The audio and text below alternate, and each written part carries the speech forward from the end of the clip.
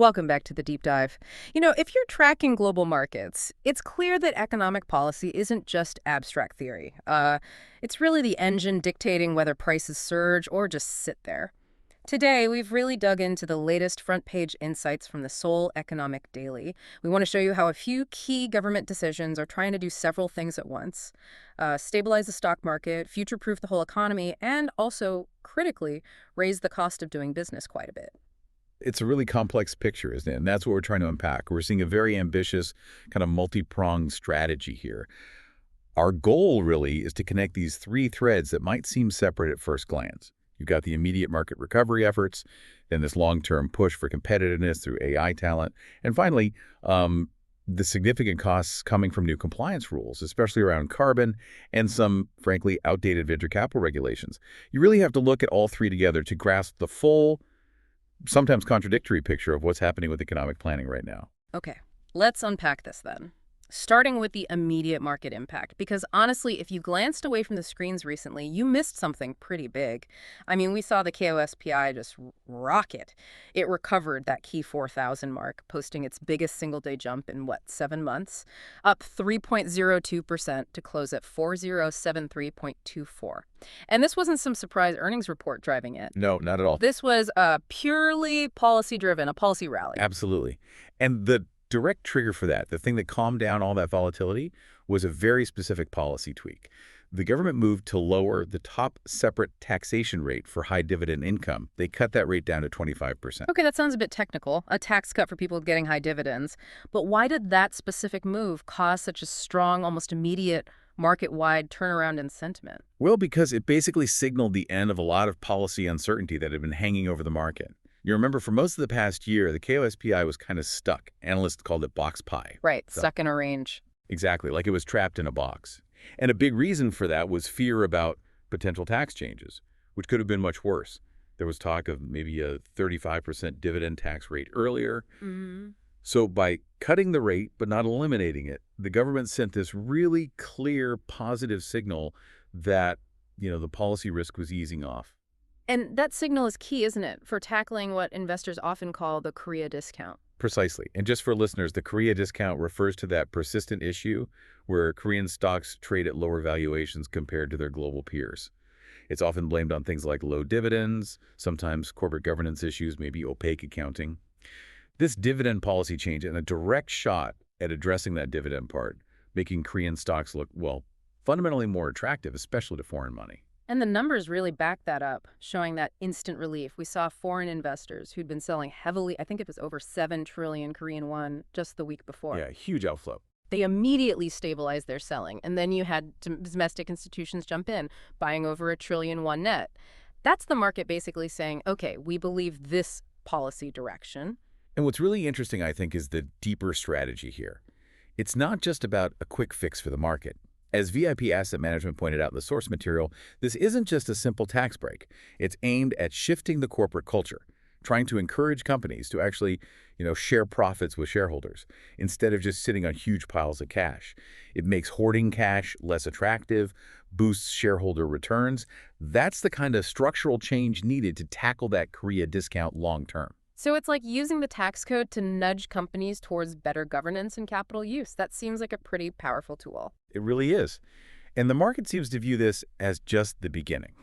The Seoul Economic Daily also mentioned the government's other ongoing commitments, like that big 150 trillion KRW National Growth Fund, and it talks about easing the very strict Gimsen-Bunri rules, the financial and industrial separation rules. All these things together suggest the policy rally is meant to drive sustained structural investment into the market, not just be a temporary bump. Okay, that focus on long-term structural change brings us right to the second pillar: building for the future. The government has this huge goal, right? Becoming a top 3 global AI nation, and they're going after the talent gap incredibly fast. Yeah, they clearly recognize that AI talent is absolutely essential for that future status. Yeah. So this plan is really about aggressively speeding up the pipeline for top-level researchers, just opening the floodgates, essentially. And the core of this is the Fast Track program.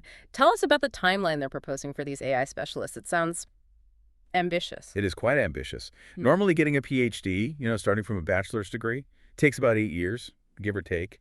Right. These new integrated programs combining bachelor's, master's, and PhD aim to slash that down to just 5 years and 6 months. Wow. That's shaving off 2.5 years.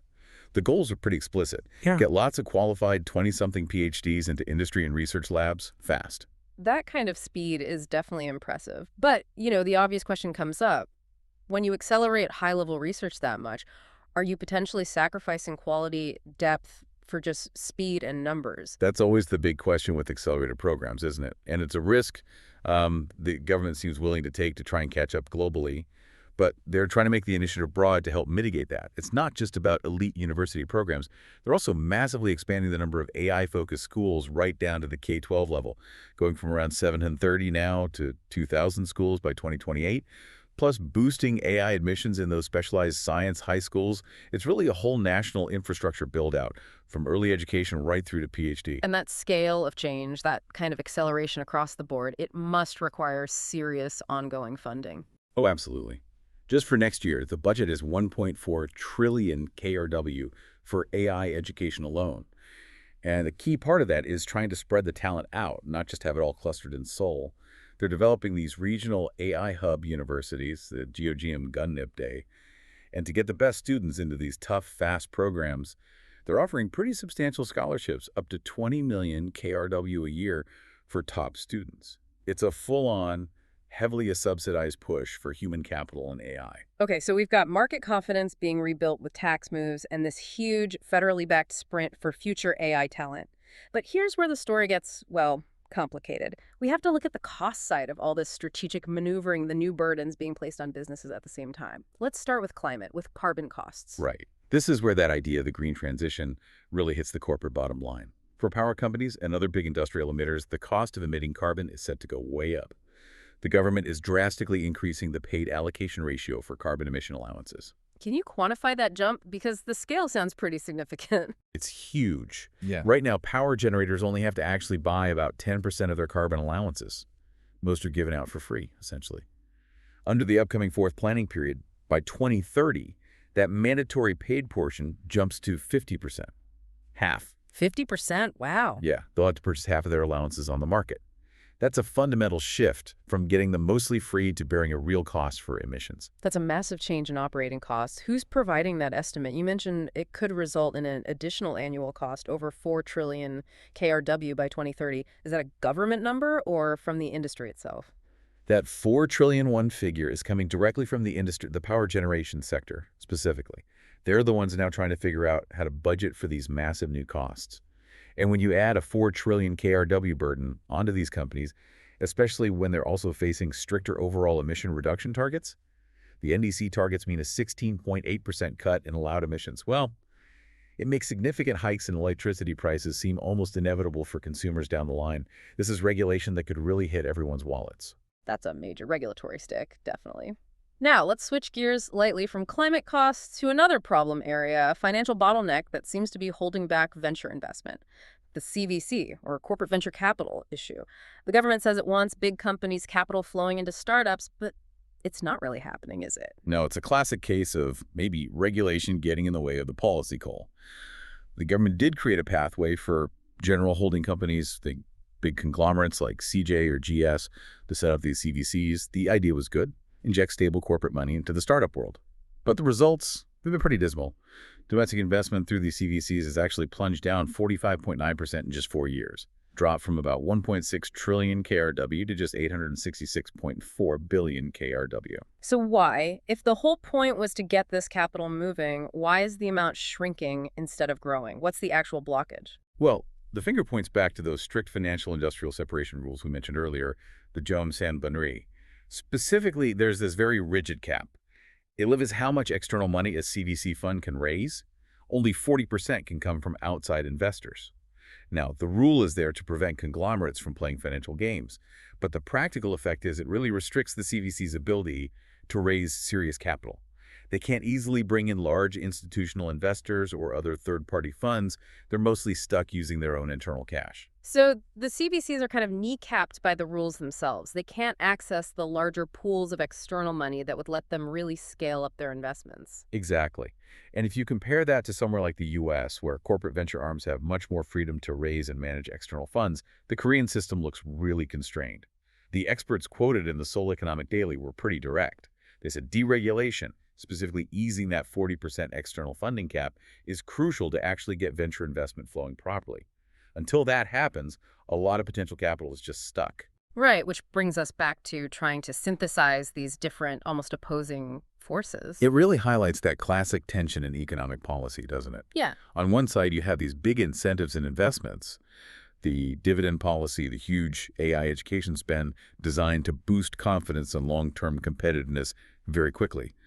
But then they're being counterbalanced, maybe even undermined, by significant new costs, like that potential 4 trillion KRW carbon hit and these existing structural roadblocks like the CVC rules, Yum-Sam-Bari, that actually stop capital from getting to where innovation needs it. So when you put it all together, what does this mean for the economic path ahead? It feels like the government is really trying to actively shape the landscape with both carrots and sticks, targeted incentives here, new regulations and costs there. We see the policy rally pushing stocks up short term. Hmm. But these big underlying cost pressures and structural problems seem like they still need sorting out for real sustainable growth. So here's a final thought for you, our listener, to chew on. Considering this huge, sustained government push into AI talent and the rising, unavoidable cost of carbon emissions, how quickly will the market itself be forced to shift its focus? Will it have to prioritize these green, future growth companies, the ones built for this next economy, over the established, maybe high dividend paying, but potentially carbon-heavy industries? The long-term success of this whole policy rally might just hinge on how fast that probably painful pivot actually happens.